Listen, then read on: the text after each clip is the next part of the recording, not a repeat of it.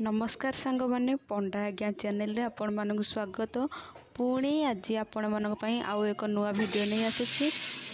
चलतु डेरी नक आज वीडियो को आरंभ करिया। प्रथमे कढ़ी तेल देबा, तेल गरम हो सारा पर आम अल्प हलदी गुंड अल्प लुण दे एठी मु 300 ग्राम आलू नहीं आलू को भाजवा। आलू भाजी सारा पर एठी मु 500 ग्राम चिकेन को भल भाव धोई रखी। चलते आम मसला प्रस्तुत करवा। जोटा सुखिला लंका नहीं अल्प अदा और गोटे रसुण एवं दालचीनी गुजराती लवंग जीरा अनासी फूल एपटे तेल गरम कर पियाज देवा। मुझे 200 ग्राम पियाज नहीं आ गोटे पियाज सीझी सारा गोटे मीडियम साइज टमाटो को देवा। टमाटो सीझी आसला से स्वाद अनुसार लुण देवा, से हलदी गुंड देवा, लंका गुंड देवा। भाजी सारा आम बटा मसला को देवा। मसला को भल भाव एमती कषिबा। मसला रसुण अदा और रसुण कंचा बास्ना गला पर्यंत आम एमती बारंबार मसला को कषुवा।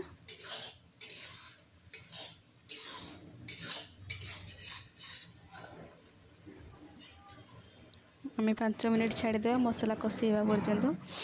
मसलार तेल बाहरी सारे एबे से आम चिकेन मसला देवा स्वाद अनुसार।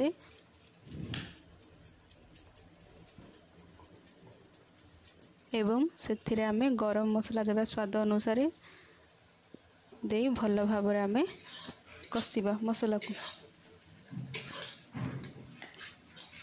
एबे मसला तेल छाड़ी आसला।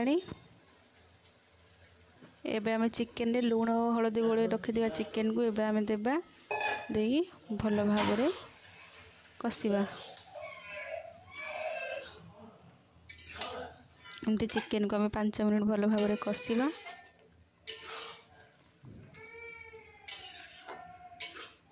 चिकेन कषि सारा एबे आम से भाजिकी रखिदिवा 300 ग्राम आलू को भाजिकी रखिदा से आलू को एबे एठी आम देबा।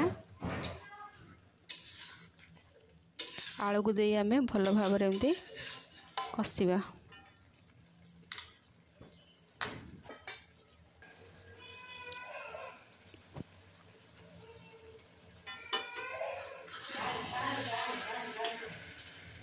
मझे मझे आम एपट सेपट करुवा नले तले लगिज।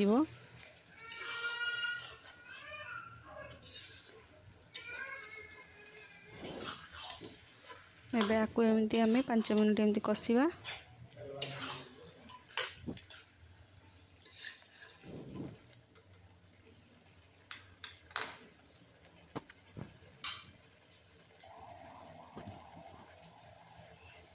एबे आमे गोटे कभर घोड़े आमे 20 मिनिट पर्यंत छाड़ीदेवा सीझापी। 20 मिनिट पर आमे कभर खोलिया खोलिकी देखा जे चिकेन सीझी कि नहीं। से चिकेन और आलू पानी बाहर सारा ये आम कौन से पानी दे नथिले।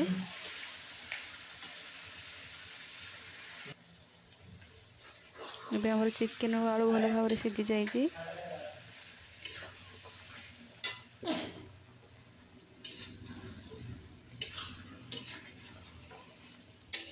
आज आमर प्रस्तुत हो जाए चिकेन आलू कषा। आज वीडियो को ये रखुची। पुणी देखा आसंता दिन में। नमस्कार।